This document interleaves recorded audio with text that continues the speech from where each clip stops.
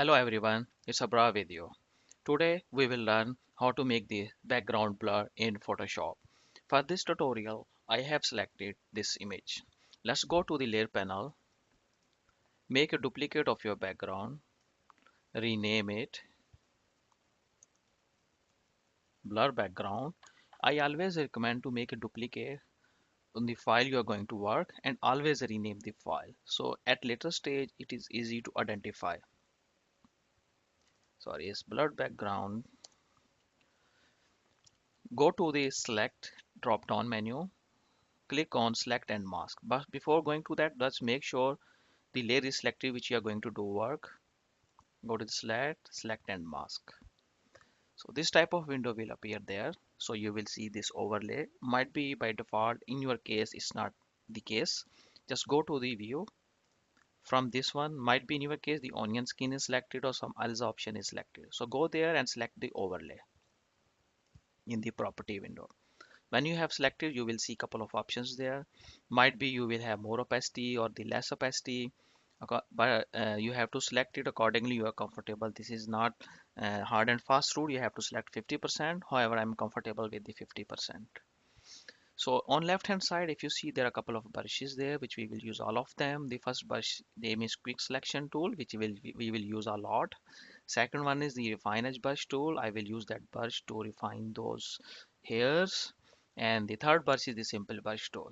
So each brush has their property. Let's see the property of the first brush, that is add selection, and the this brush is add to selections and subtract from selection. This brush is different properties, expands detection area and restores original edges. Same, this brush has also the same like the second brush, like expands detection area and restores original edges. Let's start work using this first brush, which is called the quick selection tool. Let me increase the size of the brush and select the hairs. Photoshop will automatically detect the background and erase the overlay from that area. Let me remove the hands and remove from C also. So if you notice that one, let me zoom in first to show you that. If you notice the ears are still remaining, I can remove with this brush also. However, I wanna show you how I can remove it with the normal brush. If you see that selection I do not need, it is also add to selection. This area is also add to selections. How to remove this area? So I will go with this one, subtract from the selection, reduce the brush size according to the area and click there. One more area I noticed is this one. Let me reduce the brush size and click over there. There is one more area between legs.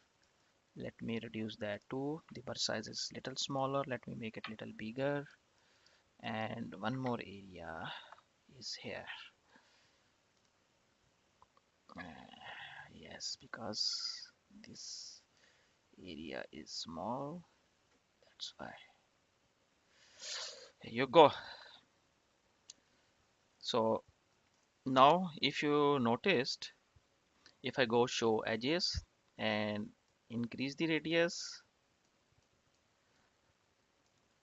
see this is the area we are going to mask it. So in my case, I will select only one and let me disable the edges. If you see, notice that one, you will see your mistakes. From here, I can notice, oh, those ears I have to select. These are not in this area. Let me see the hairs. Yes, little hairs too. This is fine. Those edges are fine. And yes, little area from here too. So the edges will tell us what exactly the mask condition is currently and how we can fix if required.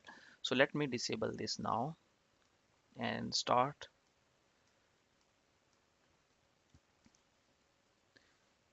So now I will use the brush tool with this option, which is called expanse detection area. With this one, I will expand my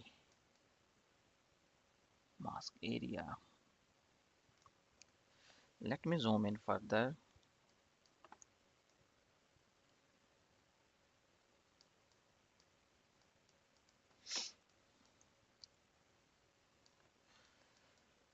Let me go this side and remove overlay from this ear tool.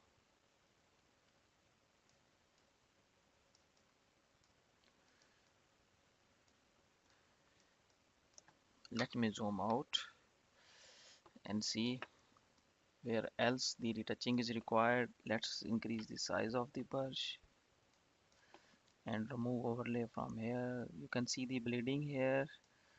Now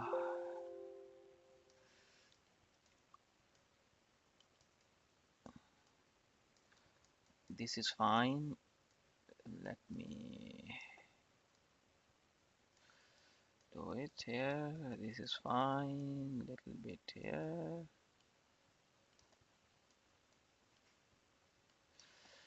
Okay, let me remove the bleeding from that area too. This is fine.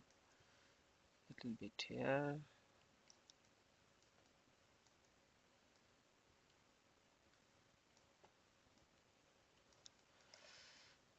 Mm-hmm. This is fine. Little bit here. So this is all we are doing with the normal brush. This and is fine.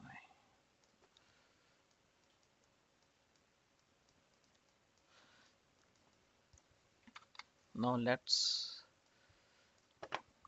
little work on hairs.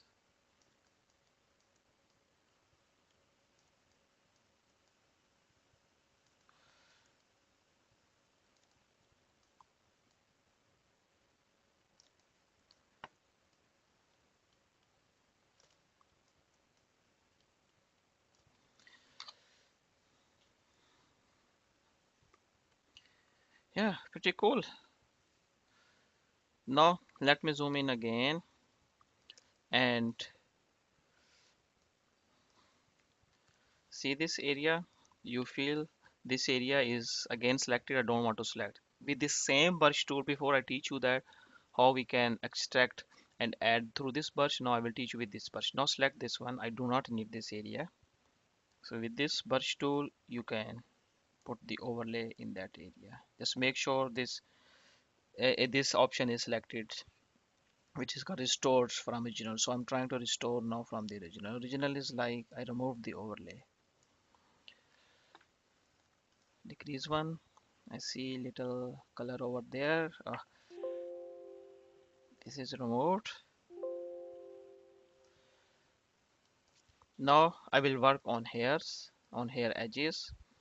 So I will use this tool. In this, the property has the same, you know, for that brush. For the brush, first of all, this brush name is refined edges. So I'm going to refine the edges now with these two properties, which is called expand detection area and restore detection area. Now I want to expand the detection area. Let me use the other option because it is expanding, but we don't need it expanding. I'm just trying to restore the hair edges.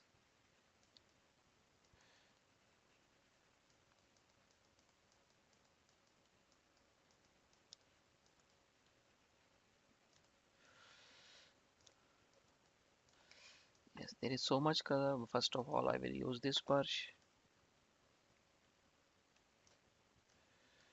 Will reduce, and now I will go there with this option to restore the edges. Yeah, it's good to go now, I guess. Before clicking on OK, just make sure your output settings are according to your need.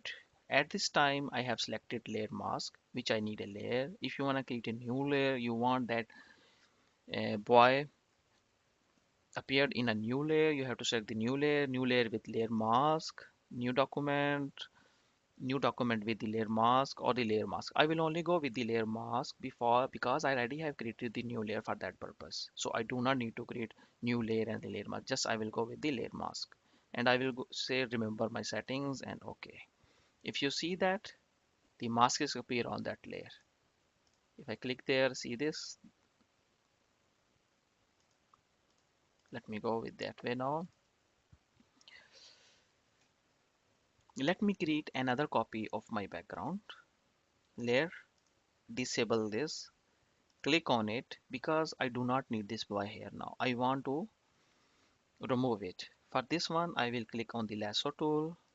I will select this boy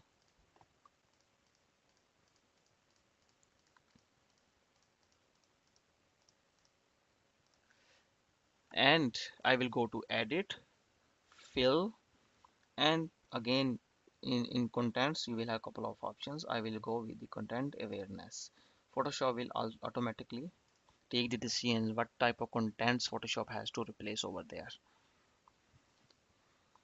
Do not worry about those faded stuff because we are going to make it blur. Now the purpose is to make the background blur. Go to the filters, click on blur. It's up to you which option you want to use. Just for the tutorial purpose, I click on surface blur. Let me see which radius and threshold looks better. Just click OK.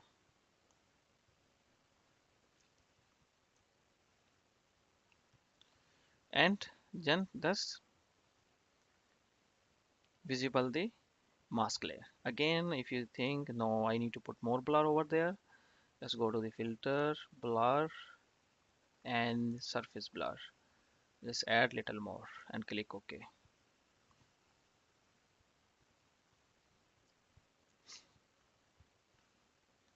And activate the mask layer. Okay, if you notice that this is the way to put the blur in the background.